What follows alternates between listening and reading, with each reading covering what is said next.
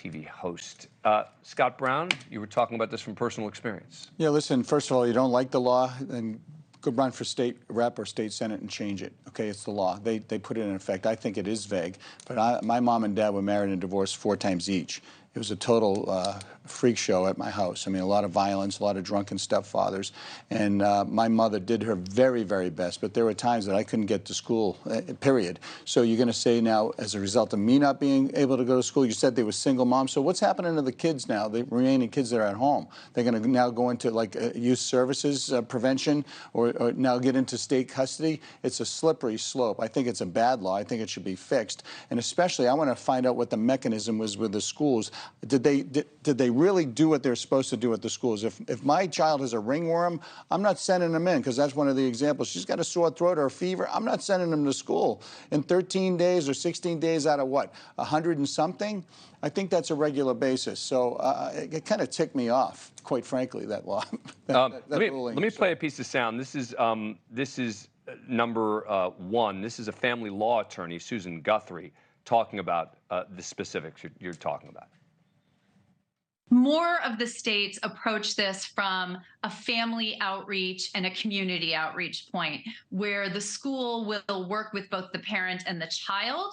What are the underlying causes of why these children are not in school? Is it an issue in the household? Mom can't get them to school, or dad in other cases, or both parents? Is the child sick? Is the child reluctant to go? Is the child experiencing problems? But what is there's got to be some teeth to this, right? The idea that kids just aren't showing up for school, and they would say, we're repeatedly telling them, you're a libertarian, so you're not going to like this law. You're not going to like this law at all. I don't even know why I'm looking at you on this one. But is there, there's got to be something, and I agree with Scott that it's very concerning, the idea of putting single moms in jail. They've got other kids. They're balancing life. You're going to just make things worse. But how do you, when you've repeatedly told the parents, kids not coming to school, kids got to come to school, kids got to come to school, kids not coming to school, what do you do?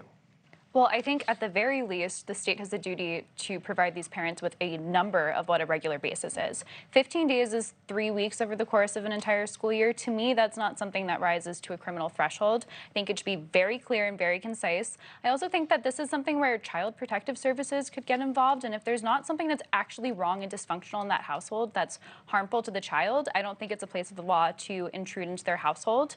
And certainly, if there's anything that's going to disrupt the educational path of a young child, a 5 or 6-year-old in these cases, it's putting their parent in jail for 2 weeks, for longer than they were out. That's unforgivable. I mean, the parents, I think, based on the court order, was 15 days in jail. That's effectively one day in jail per day that the child had effectively missed school here. And I think you're absolutely right. There's numerous different organizations that the school should have tapped into to say, is there a way that we can sort of help this person? And the court would argue, and I'm not defending the court at all, the court in their unanimous opinion that you mentioned said that between the months of November to February, every time the parents called the kids in sick, they didn't give a reason. The first couple ones they did, ringworm and a bunch of others, but that led the officials at the school to be like, something must be wrong with the kid. There must be a really big health issue as to why these kids are not coming to school here. But yeah, exactly, yes. And then you're first in kindergarten and first graders. All the times I asked my mom to call in sick for me as a kid, now all of a sudden I'm feeling bad for her based on Ricky's point is then you send in child services to go check, right? I mean,